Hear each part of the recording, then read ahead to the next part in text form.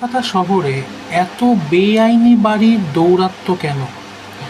এর প্রধান কারণ হলো পিপিপিসি মডেল।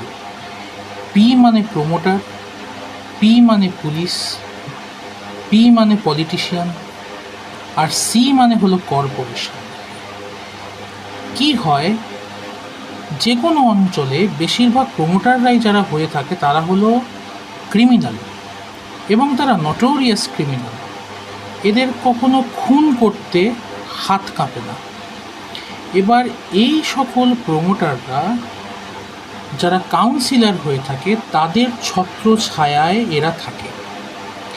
কাউন্সিলরের ছত্রছায়া থেকে পুলিশকে মোটা টাকা ঘুষ দিয়ে এবং কর্পোরেশনের যারা আধিকারিক, যারা বড় ইঞ্জিনিয়ার হয়ে থাকে তাদেরকে মোটা টাকা ঘুষ দিয়ে এরা বিভিন্ন খাজনা জমির ওপরে বা দখল করা জমির ওপরে এরা নিজেদের ইচ্ছা মতন ফ্ল্যাট তৈরি করে, এবং এইটা এতদিন ধরে হয়ে এসছে এবং গত 15 বছরে এটা মাত্রাতিরিক্তভাবে মাথাচাড়া দিয়ে উঠেছে। এর পেছনে আমি তো বলেই দিলাম এই 4টি সংগঠন দায়ী।